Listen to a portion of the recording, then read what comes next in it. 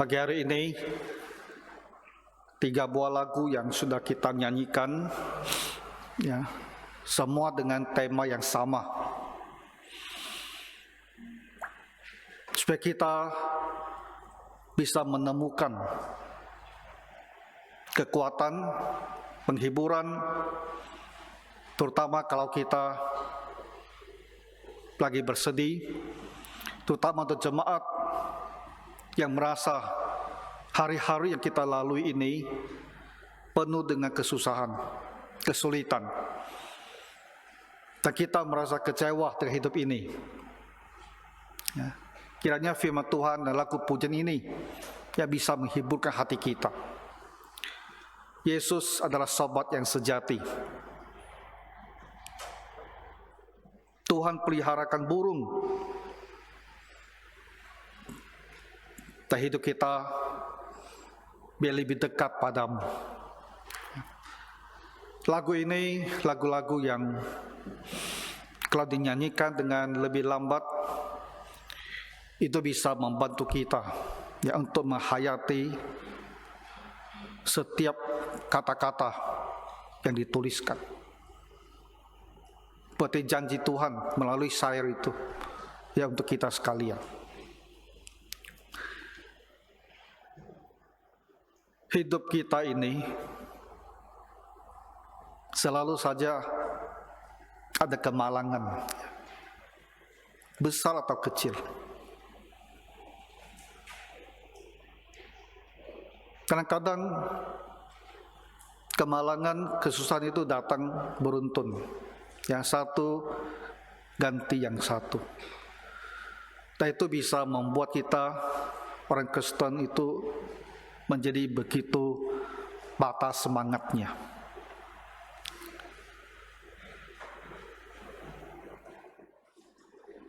Seminggu ini kita baca banyak berita tentang orang yang bekerja di luar negeri.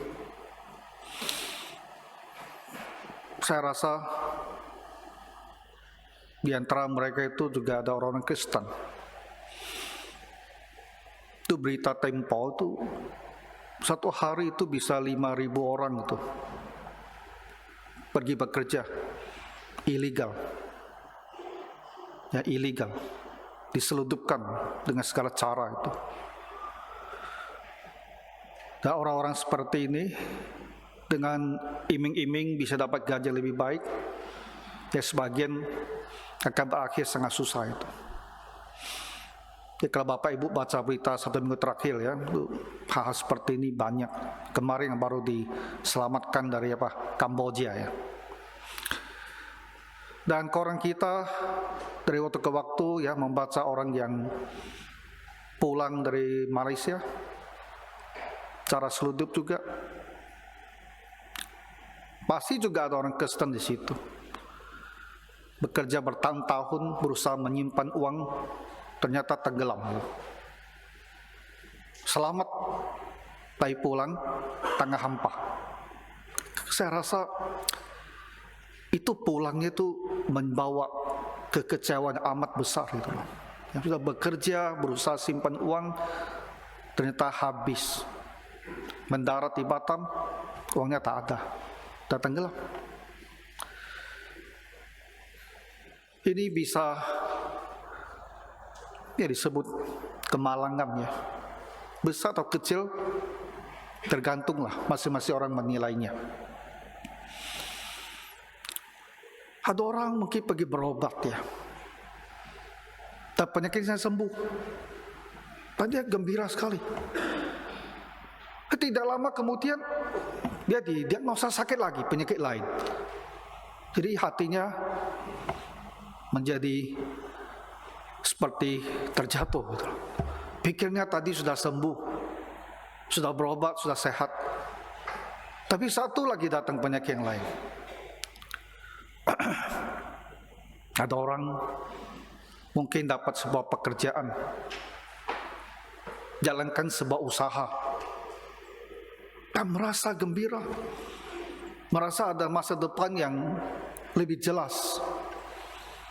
Tapi kerja tak bertahan beberapa bulan, usaha tak bertahan, usaha ditutup.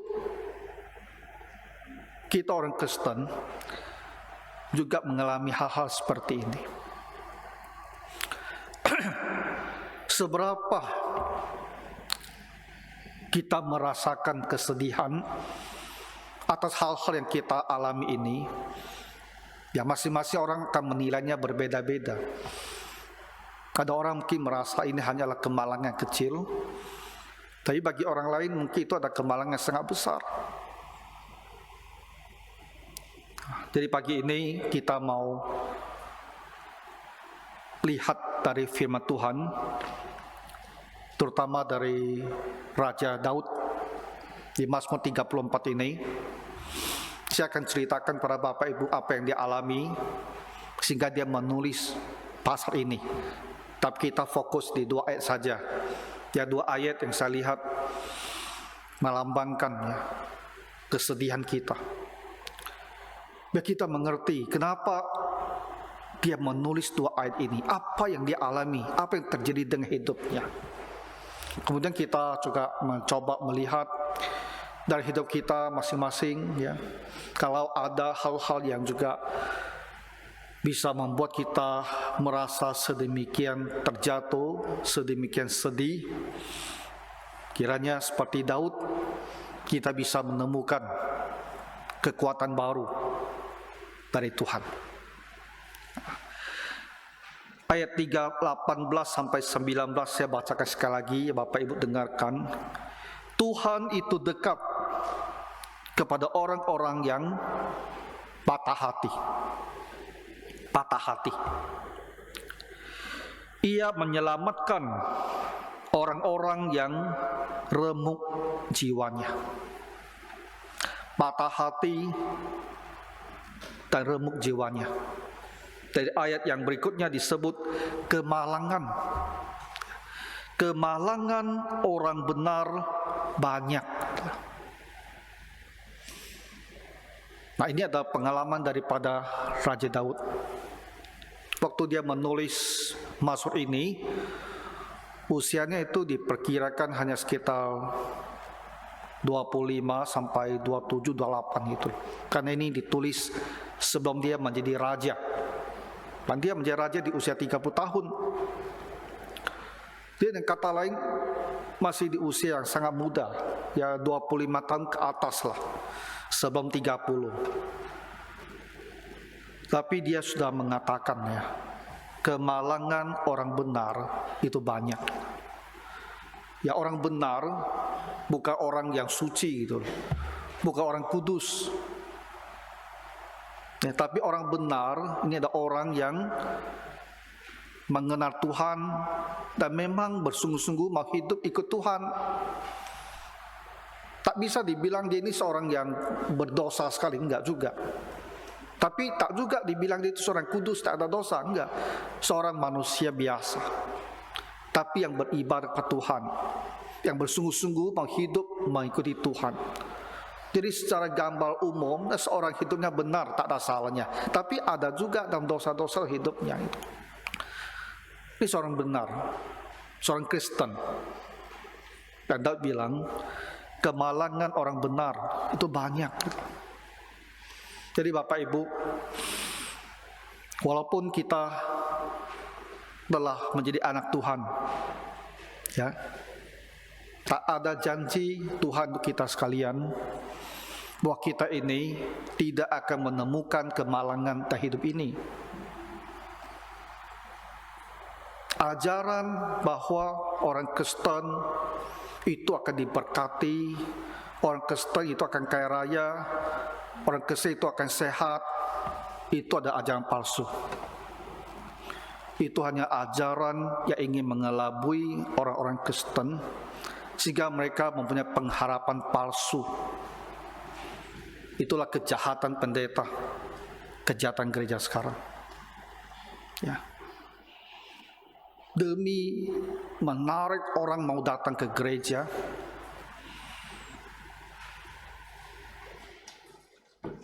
dan itu berarti apa? Persembahan yang lebih banyak, maka diberikan ajaran-ajaran yang semua orang ingin dengar, tapi tak benar.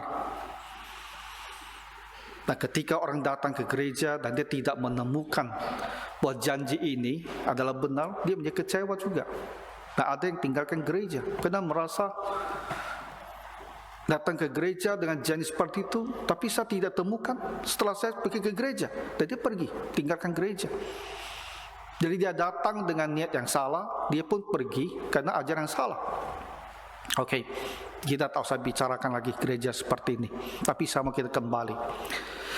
Daud, dia bilang, pengalaman kemalangan orang benar itu banyak. Dunia kita adalah dunia berdosa. Sejak zaman Adam, sejak Taman Eden, ketika Adam dan Hawa berdosa, ini adalah dunia yang berdosa. Dunia yang berada di bawah hukuman. Dan kemalangan di dunia ini akan banyak. Dan kita orang benar, orang Kristen hidup dalam dunia ini, kita juga akan kena ya hal-hal yang dialami oleh orang-orang dunia ini. Bedanya apa? Bedanya kita mempunyai Tuhan. Bedanya kita mempunyai Tuhan yang menguatkan kita, menguatkan hati kita, yang akan bersama kita melalui hari-hari kemalangan itu. Orang dunia tidak ada. Tanpa Tuhan, mereka jalani kekuatan sendiri. Dan ada yang bisa kehilangan makna hidupnya, ada yang pergi bunuh diri, ada yang jadi apatis, berusaha hidup apa adanya, karena mereka tak punya kekuatan dari Tuhan, hidup dan kekuatan sendiri. Tapi itu orang Kristen berbeda. Kita mempunyai Tuhan. Jadi walaupun kemalangan kita itu bisa banyak, tapi kita tidak sendirian. Ada Tuhan yang akan menyanggah kita dan menolong kita melewati segala kemalangan ini. Nah, kemalangan orang benar itu banyak. Kemalangan itulah yang membuat orang jadi patah hati. Patah hati itu apa? Itu ada kondisi di mana kita itu udah tak ada gairah kehidupan itu loh. Begitu kecewa. Kadang-kadang mau kecewa dengan siapa ya kalau kemalangan itu datang gitu. Kadang-kadang kita menjadi kecewa dengan Tuhan. Kita tak bisa mengatur hati kita, tak bisa mengatur kita berpikir. Pikiran kita menjadi tak terkendali. Walaupun kita tahu itu tak benar, tapi kita salahkan Tuhan gitu. Kenapa? Karena kemalangan itu begitu berat, kita tak sanggup menanggungnya. Ya, hari lewat hari kita dalam kesedihan, sehingga pelan-pelan kita merasa kenapa Tuhan izinkan saya harus mengalami kemalangan ini. Nah, kita arahkan kekecewaan kita kepada Tuhan. Itu bisa sampai seperti itu.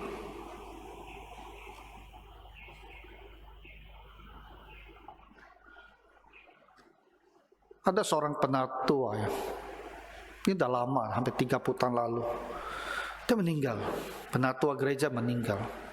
Saya rasa istrinya itu sangat-sangat kecewa.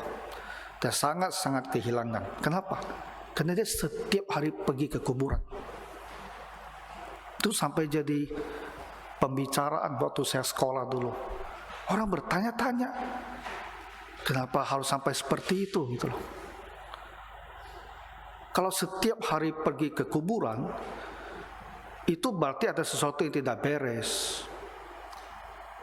Setiap minggu pergi ke kuburan pun saya nilainya ada sesuatu yang tidak beres. Kenapa? Karena kita tak bisa menerima ya.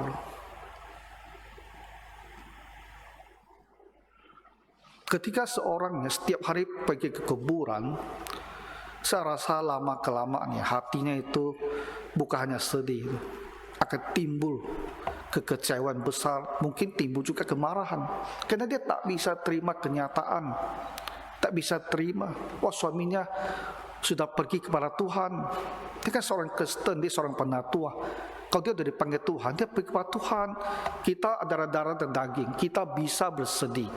Tapi seiring dengan berlalunya waktu, kesedihan itu harus berkurang, digantikan oleh pengharapan bahwa kita nanti akan ketemu di surga. Tapi ini enggak, terus ke kuburan. Ada yang seperti itu. Orang patah hati, ya, betul-betul tuh seolah-olah kehilangan makna hidup, gairah itu tidak ada.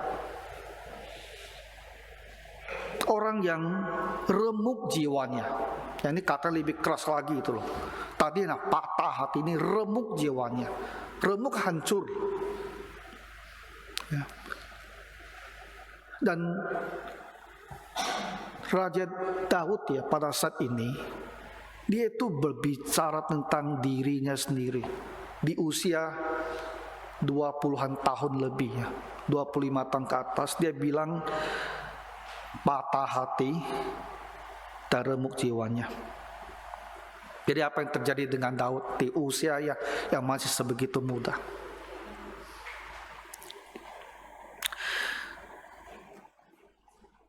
(1024) sebelum Masehi, itulah tahun Daud memulai karirnya dalam perang melawan Goliat dan membunuh Goliat. 1024 sebelum Masehi.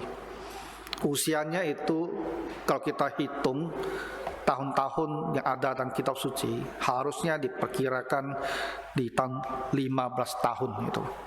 Masih sangat muda. Tapi anak laki-laki yang tumbuh sehat 15 tahun itu bisa besar juga kan, betul tak? Ya. Anak perempuan saja 13 tahun bisa besar sekali. 15 tahun laki-laki badannya udah cukup bisa besar itu. John berapa tahun tuh? Hah? 15? 16 soal lihat si John itu. Membunuh singa udah bisa itu. Jadi Daud ini 15 tahun, postur tubuh saya rasa udah bagus. Kenapa? Karena dia bisa menggembalakan domba, dan bisa melawan kalau ada binatang buas. Dan dia ke medan perang dan dia kalahkan Goliat itu di usia 15 tahun, diperkirakan seperti itu. Daud tiba-tiba memulai karirnya dengan gilang gemilang. Manusia ini bisa terjatuh dengan sangat kuat sekali karena dia memulainya dengan terlalu baik. 15 tahun kan sangat muda itu. Tapi sekali dia maju ke medan perang, dia kalahkan Goliat. Dia langsung menjadi apa? Menjadi pahlawan. Kerajaan Israel itu baru dimulai gitu. Saul rajanya pertama. Jadi dari suku-suku 12 itu yang masuk ke tanah Kanaan, yang selama ini tak ada raja, itu baru dibentuk satu kerajaan dengan Saul sebagai rajanya. Dan muncul Daud sebagai pahlawan. Ketika Saul sendiri pun tak sanggup melawan Goliat, ketika semua pasukan yang ada tak sanggup melawan Goliat, dan Daud bisa di situ dan membunuh Goliat. Tiba-tiba menjadi pahlawan, dia begitu populer, dia begitu terkenal. Dan untuk 12 tahun selanjutnya, dia beroleh kemenangan dan kemenangan. Popularitas semakin meningkat selama 12 tahun. Saul jadikan dia sebagai kepala pasukannya. Dia dikirim terus ke peperangan melawan orang Filistin, dan kitab suci mengatakan setiap kali dia pergi perang dia akan menang perang. Setiap kali pergi dia akan menang perang. Dibayangkan anak muda ya. Anak muda ini, anak muda yang tidak mengenal kekalahan gitu loh. Yang tidak mengenal kekecewaan. yang tidak mengerti apa itu direndahkan, itu tidak mengenal. Mulai saja di dalam kegemilangan dan terus maju sampai usia 27 tahun gitu. Kepala pasukan perang, menang perang terus.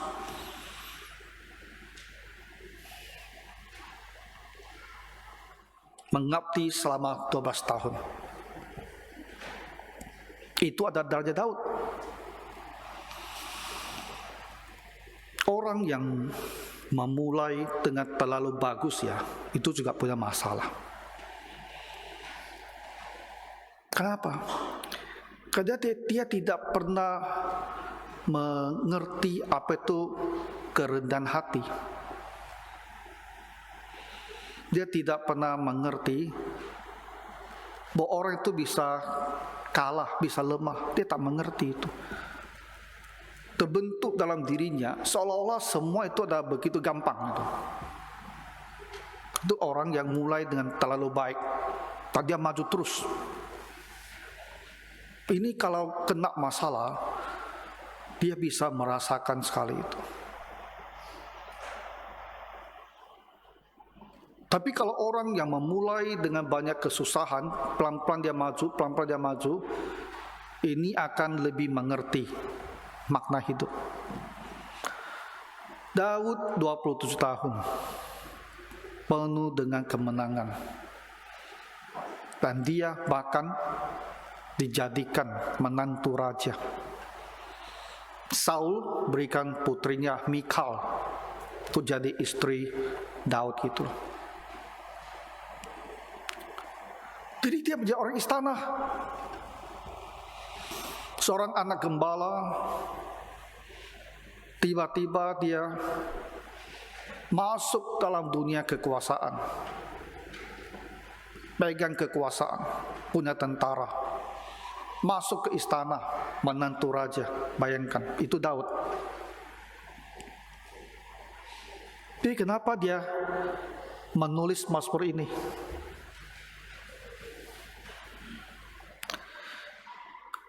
Tuhan dekat kepada orang-orang yang patah hati. Ia menyelamatkan orang-orang yang remuk jiwanya. Kemalangan orang benar banyak. Kenapa dia tulis seperti ini? Karena Saul berubah hatinya. Raja itu berubah hatinya. Daud begitu gagah, begitu mampu. Itu adalah sebuah aset bagi kerajaan.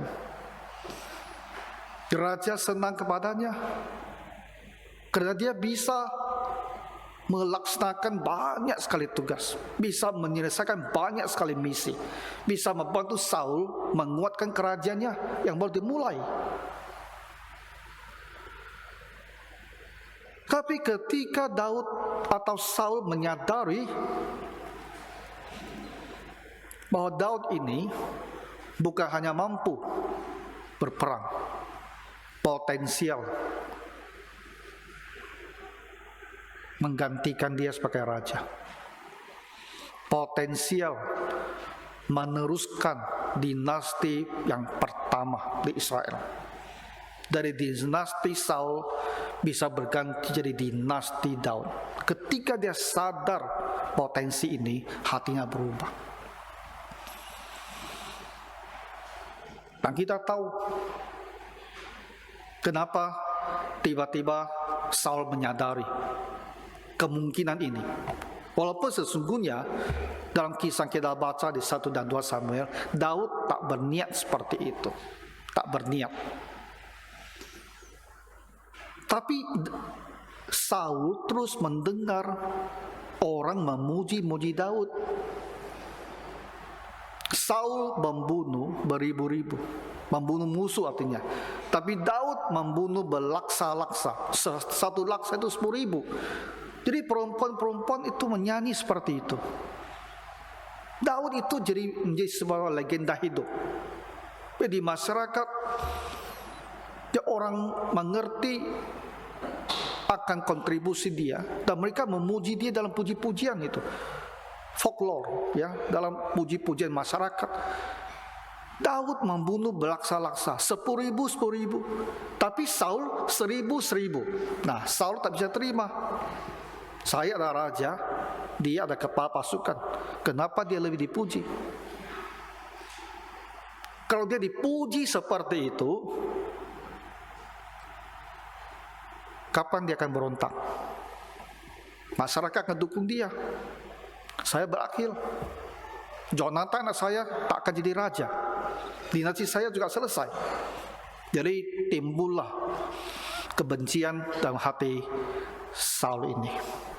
Walaupun dia adalah menantu, timbul kebencian, dan berulang kali dia berusaha bagaimana bisa membunuh Daud ini.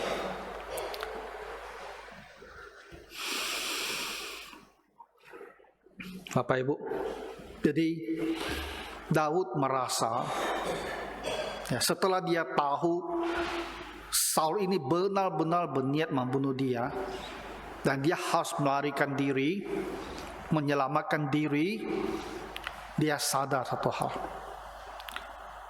bahwa 12 tahun pengabdian dia itu tak diapresiasi raja ya. Dia adalah menantu, tapi tak diapresiasi raja.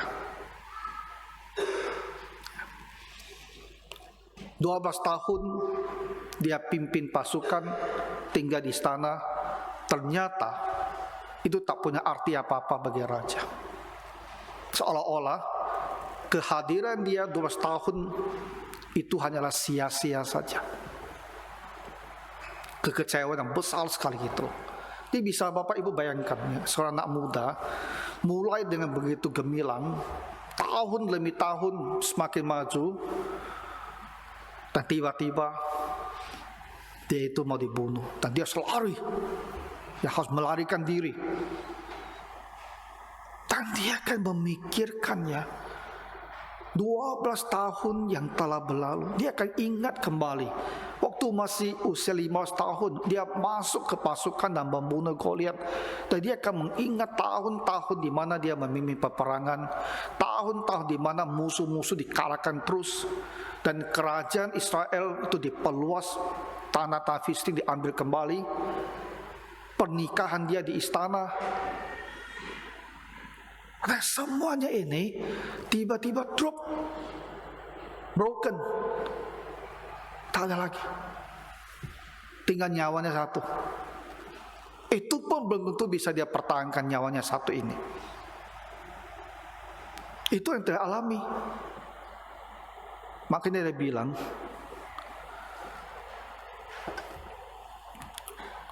orang yang patah hati, yang remuk jiwanya.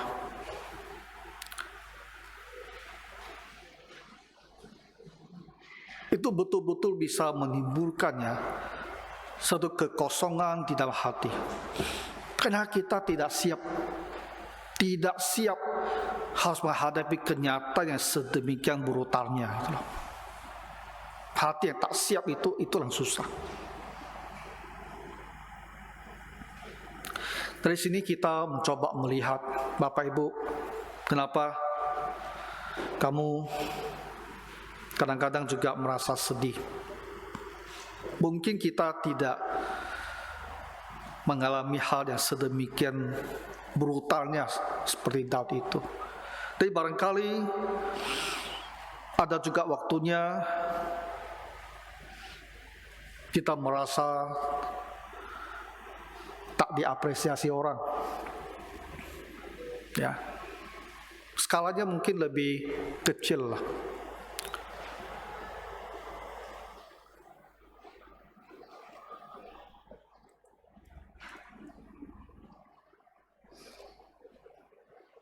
Kemarin ya saya nonton satu podcast di sejarah Indonesia nih, sejarah reformasi 1998.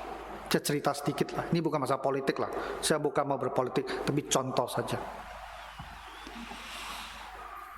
Bisa Bapak Ibu nanti nonton di YouTube kembali, saya copy.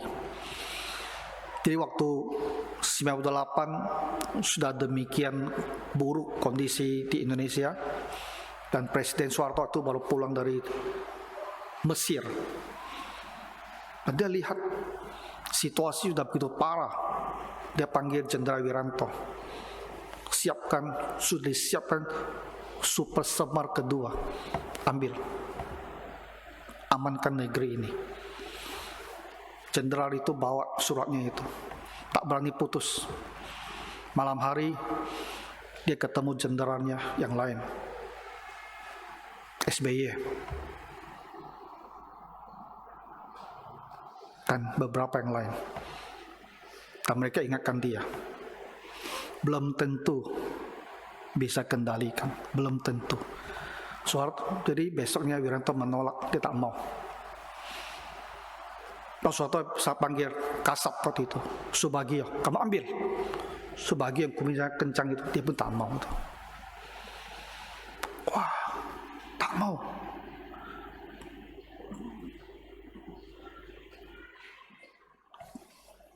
Habibie mendengar informasi ini. Dan dia datang cari Presiden Soeharto.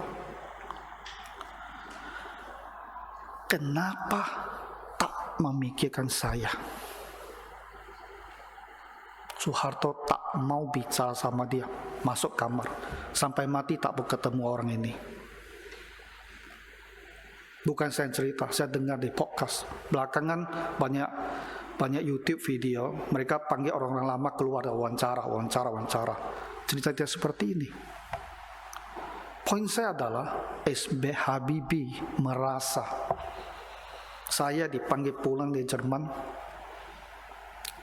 jadikan menteri teknologi, tapi kuasanya jauh lebih dari seorang menteri kan. Kuasanya itu disuruh bentuk ISMI untuk mengurus intelektual Islam, jadi ketua di situ. Tapi pada saat genting seperti ini, ketika harus terjadi pergantian kepemimpinan, kenapa tidak menimbang saya? Kekecewaan itu ada ungkapan kekecewaan. Kenapa tidak saya? Kau pikirkan yang lain, kenapa tak pikirkan saya? Nah, kadang-kadang kita mungkin juga merasa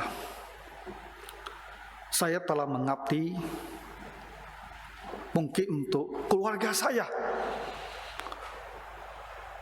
tapi keluarga saya, anggotanya tak apresiasi saya tak dianggap.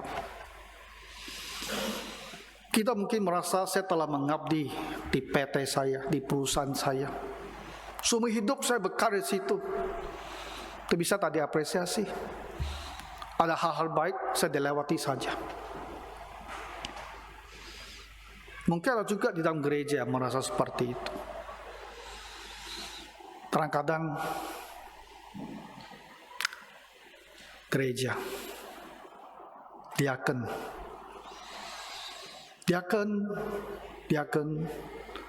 dah lama jadi diaken, dan dia merasa orang lain diangkat jadi penatua, tapi saya tak diangkat jadi penatua. Bapak Ibu pikir itu tak jadi isu? Saya kasih tahu kamu, itu ada isu. Saya sudah 30 tahun pelayanan gereja, saya ngerti itu.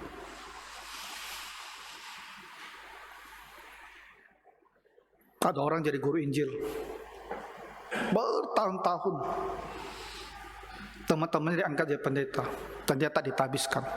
Apa tidak kecewa? Tidak merasakan tak diapresiasi? Ini juga ada isu.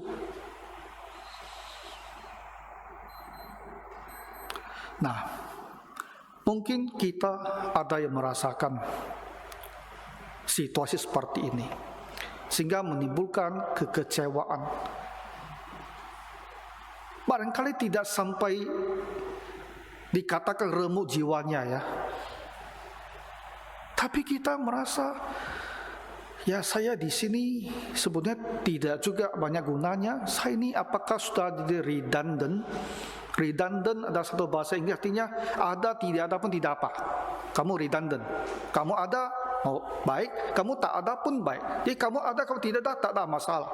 Wah, kalau kita punya perasaan seperti bagaimana? Aku nih redundant kah di sini?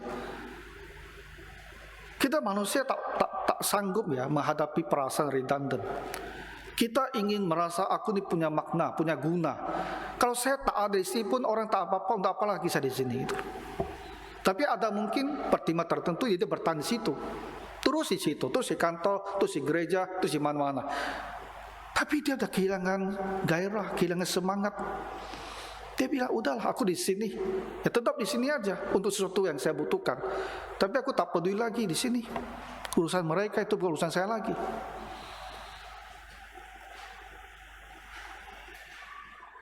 Pimpinan, majikan tentu tak suka orang seperti itu. Tapi ketika kita sampai pada kondisi seperti ini, bukankah kita akan merasakan keberadaan kita di situ dan sangat-sangat tak ada artinya? Bagaimana kita bisa senang di situ gitu loh? Dan timbullah dalam hati kita itu kesedihan. Sedih ya. Kau terpikir tahun-tahun telah berlalu, terpikir apa yang telah kamu kerjakan, terpikir kamu menjadi sedih. Tak hidup dalam kesedihan.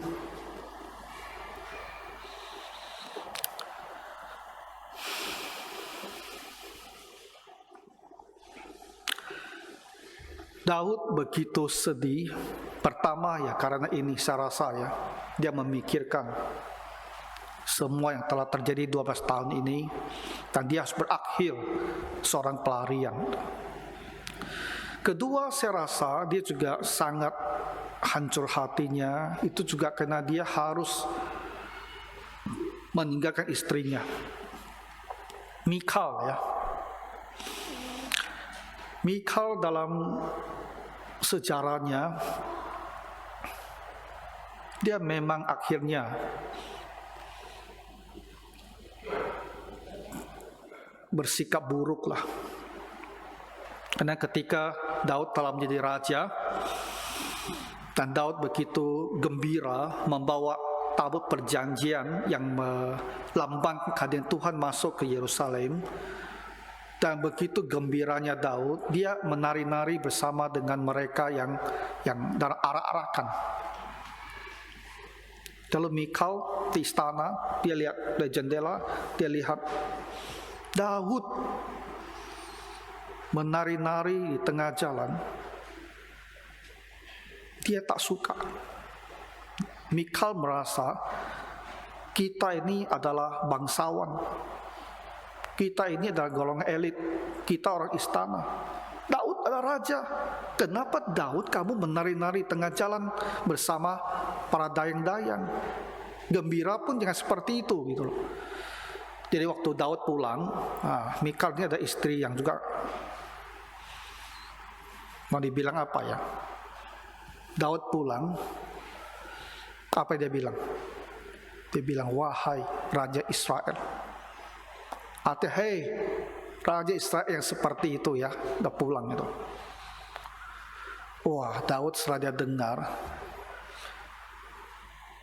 dia sangat marah dan sangat kecewa. Habis itu dia biarkan saja Michal sendirian di kamarnya, dia tak mau urus dia lagi. Tapi itu nanti ya nanti lah, setelah Raja Daud telah jadi raja, telah berkuasa. Tapi pada saat ini, saat dia baru 20-an tahun, dia itu, saya rasa dia sangat mengasihi Michal itu. Karena Michal ini mempertaruhkan nyawa untuk menyelamatkan dia. Ketika Saul memberikan perintah Daud harus dibunuh, apa yang mereka lakukan? Mereka masuk ke ruang kamar dia dan mau tangkap Daud. Tentaranya masuk untuk mengambil Daud. Tapi Michal ketika dia dengar informasi bahwa ayahnya akan membunuh Daud sekalipun di istana, ya dia turunkan ya Daud itu dari jendelanya itu. Karena tak ada jalan keluar lagi. Turunkan dari jendela. Nah dulu itu istana mereka itu ada temboknya itu. Jadi dari atas jendela dia turunkan dia. Dan dia taruh tempat tidurnya satu patung ya. Dan dikawal, dia tutup dengan selimut sehingga mereka pikir Daudnya masih tidur itu. Kalau mereka intai dia masih ada itu. Jadi itu cara dia selamatkan suaminya. Ya, syukurlah Mikalnya tadi dibunuh oleh ayahnya sendiri. Karena ayahnya udah begitu marah ini. Karena ayahnya merasa ini pertaruhan dinastinya. Kalau Daud sampai hilang, sampai lenyap, sampai lari, bisa-bisa dia akan kembali sebagai raja. Nah, dan dalam pelarian itulah dia menulis Mazmur ini. Saya rasa itu ada bahagianya juga dia mengingat istrinya Mikal itu. Dia pergi, dalam pandangannya pada waktu itu belum tentu dia akan kembali lagi. Karena raja masih berkuasa. Dia adalah seorang pelarian. Dia bisa berpikir dia belum tentu akan kembali lagi. Dan istrinya ini benar-benar akan selesai. Dan memang benar, Saul ambil anaknya ini dan nikahkan pada orang lain. Itu salah satu cara dia untuk menghina Daud. Kamu lari, oke. Ya, saya tak bisa menangkap kamu lari, istri kamu saya kasih ke orang lain. Nah, itu penghinaan sangat besar itu loh. Kalau istrinya dikasih ke orang lain. Nanti saat Daud jadi raja, diambil kembali istrinya. Karena itu juga dia mau memulihkan harga dirinya. Ya, istri saya ini bukan barang bisa dikasih-kasih. Saya ambil kembali. Dan kalau kamu baca ceritanya itu sangat menarik. Suami kedua itu serahkan sampai menangis-nangis itu. Bacalah sejarah Israel itu, ya, sejarah kerajaan. Nah, kembali. Jadi kedua yang membuat Daud itu bisa begitu broken hearted, patah hati dan remuk jiwanya. Saya rasa itu juga ada faktor dia itu harus meninggalkan istrinya yang dia tahu telah mempertaruhkan nyawanya gitu loh, untuk menyelamatkan dia. Nah, dari sini kita coba melihat dalam hidup kita ini kesedihan apa yang bisa kita alami. Kesedihan karena harus adanya pemisahan, ya. Mungkin perpisahan kita dari istri kita atau dari suami kita,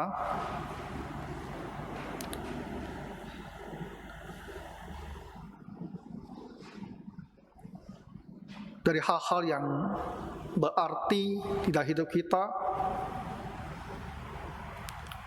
itu bisa menimbulkan ya kesedihan yang sangat besar di hati kita. Ketika kita lanjut melihat ada rasa bersalah dalam diri Daud, apa yang terjadi? Ketika dalam pelarian itu, ya, di tahun yang sama sebelum dia menulis Mazmur ini, dia kan pelarian. Jadi dia dengan beberapa pengikutnya datang ke sebuah kota kecil namanya Nob, N-O-B, Nob. Dari situlah dia ke tempat para imam, ke kemah pertemuan. Dia meminta roti dan makanan ke situ. Sambil dia pergi mengambil pedangnya, pedang yang dari Goliat itu. Tak ada yang salah sebetulnya. Tapi kehadiran Daud di Nob itu ternyata dilihat oleh seorang bernama Doeg. Ketika Daud menyadari bahwa Doeg juga ada di Nob, dia sudah tahu apa yang akan terjadi dengan para imam ini. 1-2 pasal kemudian kamu akan membaca Saul mengutus pasukan dan membunuh semua imam ada di kota Nob itu, 85 orang, dengan imam Ahimelek semua dibunuh.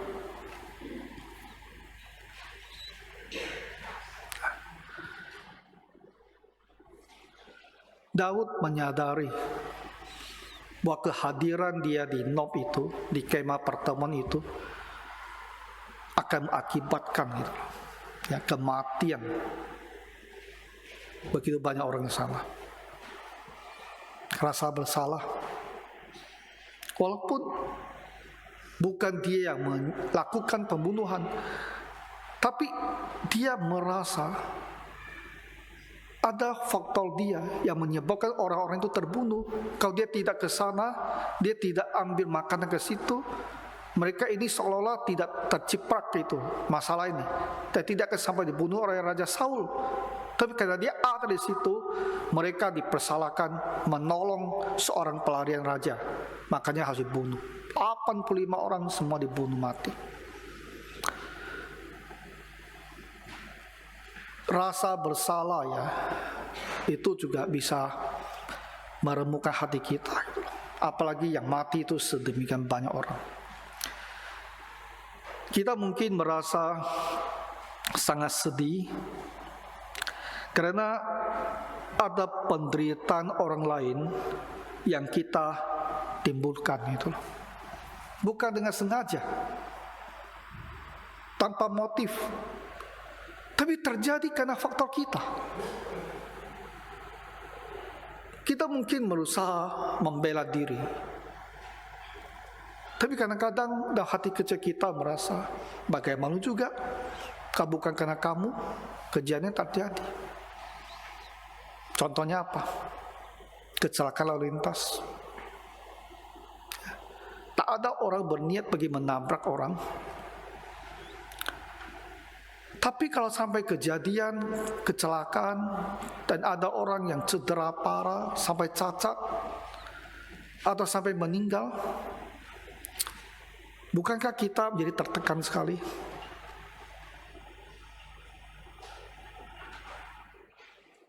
Mau dibilang dia yang melanggar kita, atau dia yang tak beres sehingga kita terpaksa melanggar dia. Tapi ketika terjadi, bagi orang tertentu ini bisa jadi sumber tekanan gitu loh, yang merasa bersalah sekali. Nah, hidupnya jadi berubah, ya, diwarnai oleh kesedihan.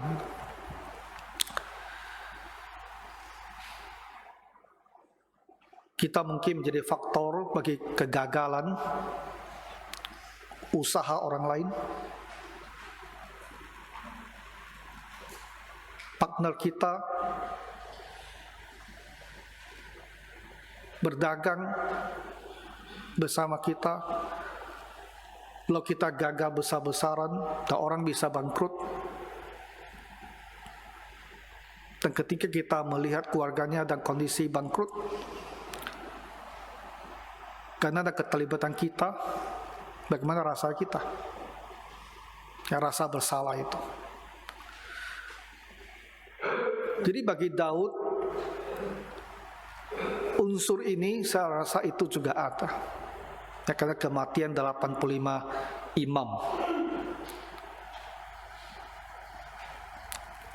Kenapa dia tulis sampai sedemikian berat, patah hati dan remuk jiwanya? Dia benar-benar merasa dalam keadaan, ya, yang kita bilang no way out, tak ada jalan keluar, mau lari kemana gitu. Sehingga kita melihat ketika dia menulis surat ini, Mazmur ini, dia itu baru selesai berpura-pura di Filistin. Dia tak ada tempat berlindung, maka dia harus keluar negeri. Larilah dia ke negeri orang Filistin. Filistin yang dia perangi selama 12 tahun. Mereka semua kenal Daud. Daud itu musuh bebuyutan mereka. Kalau ketemu Daud itu wajib harus dihukum mati, dibunuh itu. Jadi Daud tak punya tempat berlindung. Terpaksa dia juga lari ke negeri orang Filistin. Tapi dia harus berpura-pura sebagai orang gila.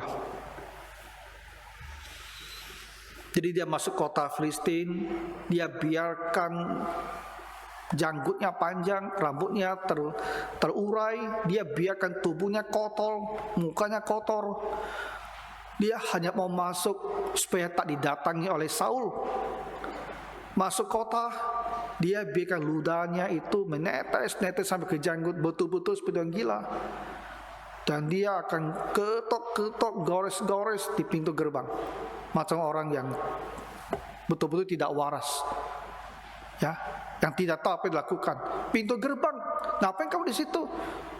Di depan dia gores-gores saja, benar-benar macam orang gila. Jadi semua orang Filistin, oh ini Daud, ini orang bilang membunuh kita belaksa-laksa, ini Daud. Dan mereka mau tangkap dia. Tapi ketika mereka lihat ini sudah jadi gila itu, tentu mereka pasti punya intelijen lah apa yang terjadi dengan Daud ini. Lari loh dari istana, mau dibunuh rajanya. Dia ini tak bisa menerima tekanan. Ya sudah konslet, orang bilang itu konslet, sudah gila, sudah tidak waras. Jadi Raja Gad melihat itu, dia marah, buang orang ini, tak usah kita bunuh dia, usir saja pergi. Nah, itulah kondisi yang dialami oleh Daud di usia sekitar 27 tahun gitu. Ya, terjatuh dari istana, dari kegemilangannya,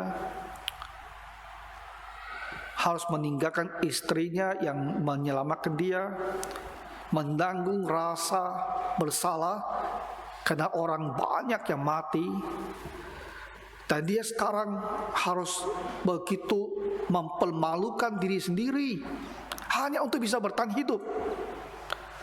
Mempermalukan diri sendiri adalah hal yang amat sulit kan? Kita ini punya harga diri, punya dignity. Kita tidak mau ya direndahkan orang.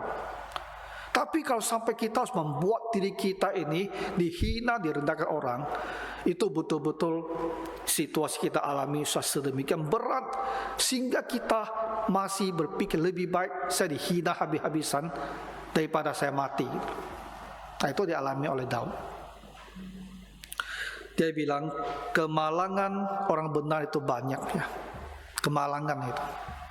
Dia boleh bilang ditimpa terus oleh berbagai kesusahan. Bapak Ibu, kalau kita juga merasakan kesedihan seperti ini, yang skalanya tentu berbeda-beda. Apapun itu yang membuat kita merasa sangat kecewa dengan hidup ini, ya, rasanya kurang bergairah dengan apa yang kita jalani sehari-hari, kita harus ingat, ya, kemalangan orang benar itu memang banyak. Tetapi Tuhan melepaskan dia dari semuanya. Kita mungkin tidak bisa berharap instan, segera, langsung, seketika saya mau sudah terjadi saya dilepaskan. Saya rasa tidak. Dia akan butuh proses.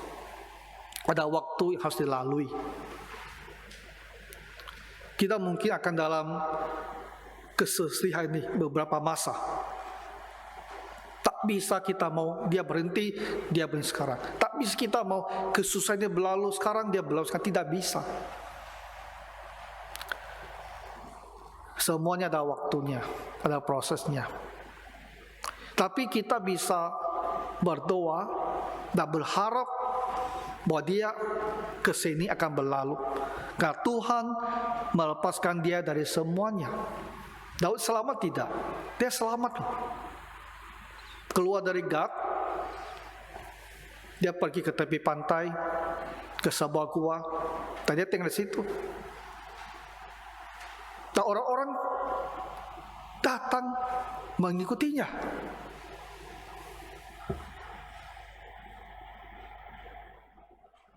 Dan kita tahu akhirnya Saul kalah dalam peperangan dengan Filistin dan terbunuh.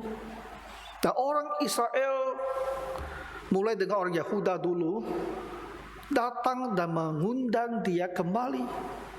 dan minta dia menjadi raja.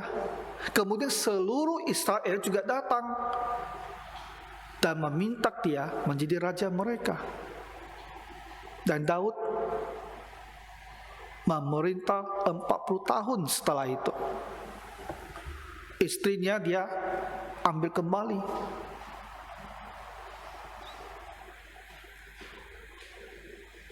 Anak dari Imam Ahimelek yang terbunuh Nob, itu salah satu yang diangkat menjadi imam besar ketika dia sebagai raja. Itulah bahagian dia untuk mencoba menghiburkan keluarga yang terbunuh itu. Memang butuh waktu, tapi dia berakhir baik. Kesedihannya tidak selamanya. Ada waktu di kemudian hari kesedihan ini berlalu. Dan dia menjadi raja Israel yang paling besar. Paling kuat, paling besar. Dan sepanjang sejarah Israel, dia selalu jadi referensi. Ketika Tuhan Allah mau memuji atau mau menegur raja-raja yang akan datang, Tuhan Allah bilang seperti atau tidak seperti bapakmu Raja Daud. Jadi referensi. Jadi memang kemalangannya banyak. Kalau kita baca sejarah hidupnya, dia masih ada lagi tuh kemalangan yang lain tuh. Tapi kemalangan itu datang dan dia akan pergi. Kita tak bisa menolak kemalangan. Tapi yang penting kemalangan itu bisa berlalu. Bisa berlalu itu yang paling penting. Di saat kita dalam kesedihan, firman Tuhan mengatakan apa? Tuhan itu dekat kepada orang yang patah hati. Tuhan itu dekat. Ketika kita dalam kesedihan, Tuhan itulah yang akan menguatkan kita. Kita banyak berdoa, banyak baca firman Tuhan, banyak beribadah. Tuhan dekat pada kita. Sehingga kita punya kekuatan untuk melewati hari-hari yang amat sulit itu. Tapi nanti hari-hari ini akan berlalu, digantikan dengan hari-hari yang baik. Nah, akhir katanya Bapak Ibu, kalau kita memang ada kesedihan apa yang membuat kamu tuh merasa sangat sedih, kecewa, memang kita masih fungsional, kita masih tiap hari masih bangun pagi, kita masih belajar, kita masih bekerja, kita masih mengurus hal-hal kita yang fungsional lah, seperti manusia layaknya. Tapi ketika kita teringat hal itu, merasa sedih kan? Teringat, merasa sedih. Teringat, kita merasa sedih. Tidak apa. Itu bahagian kita. Kita berdoa dan menunggu waktunya Tuhan akan ambil kesedihan kita itu. Ayat yang paling indah di Injil. Tuhan Yesus menjadikan segala-galanya baik. Ini ayat yang sangat berarti sekali. Tuhan Yesus menjadikan segala-galanya baik. Kita sabar dan berdoa. Mari kita berdoa sama-sama. Bapa Surgawi, hiburkanlah hati kami semua, karena kami ini juga ada kesedihannya. Tuhan Yesus, dekatlah dengan kami semua, supaya di masa yang sulit ini, kami bisa melaluinya tetap dengan baik, tetap memuliakan nama Tuhan, tetap berkarya. Dan kami mohon Tuhan mengubah dan menjadikan segala-galanya baik kembali. Karena kami benar-benar merasakan kelegaan, karena kesedihan kami sudah berakhir. Di dalam nama Tuhan Yesus kami berdoa. Amin.